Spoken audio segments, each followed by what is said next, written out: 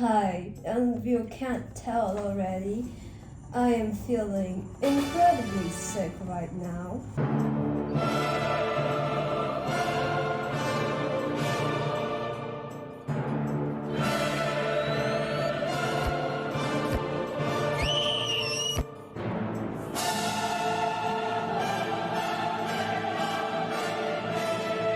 If I did have it, then you'll definitely be seeing a video before this one where I talk about having the virus because I like attention. Now, I may not be able to do most simple things right now, such as breathing properly and regulating my own body temperature in a normal homeostasis manner, but I can read. So this is a diary I got when I was 10. I used to be obsessed with dog diaries. Diary of a Wimpy Kid. I wanted to be like them. So I would try to write in this diary every single day. And I wanted my future self to publish it when I grow up. I am not publishing this. You can see through all the tight text. I was really passionate about this at first. I would write down every single detail of every day. That lasted for 3 days. After that, I gave up. But I was still under this belief that I absolutely had to write it every single day. So there's just these completely blank pages that say nothing, forgot to write nothing. And now for this video, I'm just gonna read out some of the most interesting ones. You get a little bit of a backstory as to how I became the way I am now. So this is one of my favorite ones. It might be a touchy topic. It has to do with the art of puberty. Today, after school, I felt that there was a weird feeling in my chest. OMG, my nipples are growing.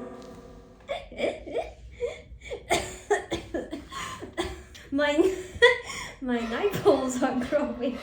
The right side is still flat, but the left side is getting floatier.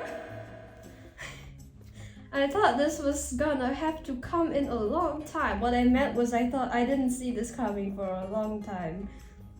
Not now, gah! And that's a crying emoticon because I'm an artist. Well, this conversation is so awkward, and to illustrate how big of a monumental event this is, there's a drawing at the bottom of me thinking gross, and I'm thinking to myself with big badonkas. You have nothing to worry about. They never got that big. And then you have the ones where I am just a menace. September 12th, 2014, Friday. Today we say goodbye to our not bad principal. She kept going on and on and on and on that she'll miss us. I got bored so much that I played with a piece of string I pulled out of my sock. November 5th, 2014. For Girl Scouts, we had to make a dress out of newspapers. I was the model. Why me? Shut the fuck up. You were secretly reveling in the attention, you whore. And then there's a few pages where I just write down the marks I got. I got an 88 for moral, a 90% for science. I got a 63.5 for my Chinese paper one, and I drew myself crying.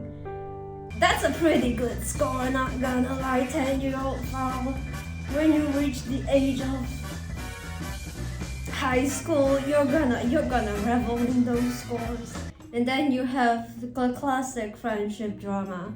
Today at ICT room, our teacher wants us to form a group of 3 to make a presentation slideshow. I formed with Heather and Orange. Christina turned to me, but I refused. She was trying to make me do all the work. I'm not stupid. In the end, no one formed a group with her. She's alone. Now, let me just say, Christina was really mean to me and she was very bossy, okay? Alright? I'm not evil. I remember that day in the ICT room. I was miserable. I was the only kid that knew how to type properly. And so I was one of the only people doing all the work. And I remember Orange would complain that I'm not. Why the fuck am I crying over this? They will complain that I wasn't typing fast enough, and I was like, I have short fingers. This is as fast as I can type, and also I am 10.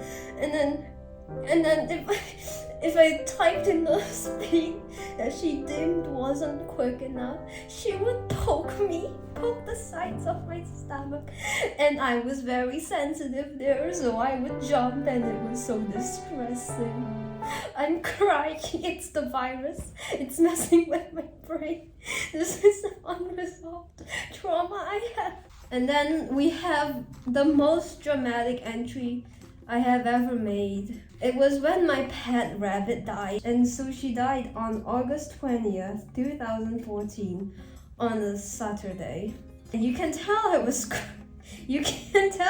crying because I specifically pointed an arrow to a blank part of the page to write my teardrop.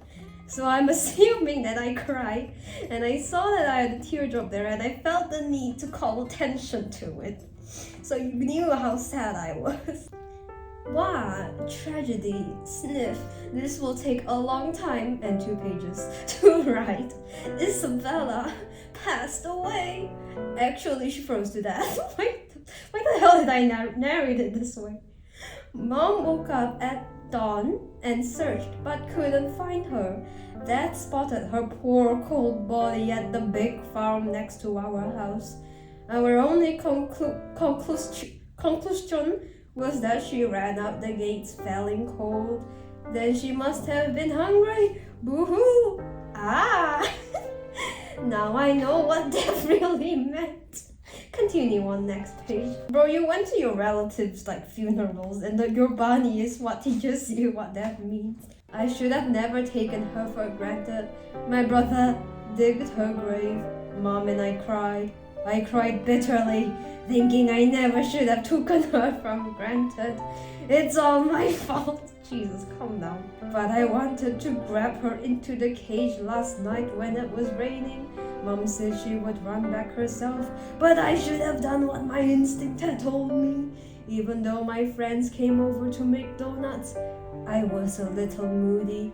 Isabella, I miss you. My teardrop. Limiting 1 teardrop per page. And then I saw that there was 3 hearts at the bottom, and I was like, holy fuck, a sign from God. Here, for Isabella. Okay, 3 pages. What? Mom was the saddest. She always took care of Isabella. She's moody even till now. Sobbed. I could only calm myself by thinking she was in animal heaven, in the gates of bunnies. You are an atheist. You have always been an atheist. What are you talking about? Having the happy life I should have given her. Goodbye, my sweet, sweet Isabella. I will never forget you. You are my one and only pet. No, not pet. Family member. You know, this is kind of poetic, I'm not gonna lie. This is not bad for a 10-year-old who has English as a third language, right? It's pretty. I should publish this. And then I also did a few nice drawings inspired by Tom Gates from that book, and also batik, the patterns. August 21st, 2014. Today my brother accused me of drawing on his shoe, but Mom and Dad didn't believe him. Now this part is funny. I didn't write it down in this book, but basically my brother found this little mark on his shoe, and he blamed it on me. And I definitely didn't do it, and I can attest to this. 8 years later, I did not do that. But in protest, he used one of the nicest pens I had, and he used up half of the ink, and that pissed me off so bad that I went to the bathroom.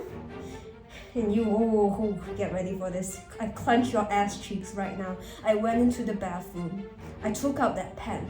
I took out a slip of paper, and I wrote, fuck.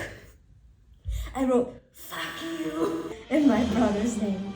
And then I felt so guilty about swearing, I flushed it down the toilet. I was so scared of swearing, but I was so angry that it made me write, fuck. evening, I slept on the hammock while watching The Amazing World of Gumball. But my stupid brother hit me on the head 2 times with his ball. I think it was on purpose. An idiot! Lousy shoe. It was Nike. Nike sponsor me, please. August 28th, 2014. Haha, I dared my brother to eat a red chili and he did, such an idiot. After he spat it out, he drank 2 cups of water, 1 cup of milk, 1 Magnum brownie, damn, were you keeping track? And a can of vanilla ice cream. He is Mr. Sausage Lips. Oh, I still remember that. It was incredibly funny to me. And that's about it. That's most of the interesting parts. Let me know if you want more. But those are the most integral parts that carved its way into my brain. Thank you for watching.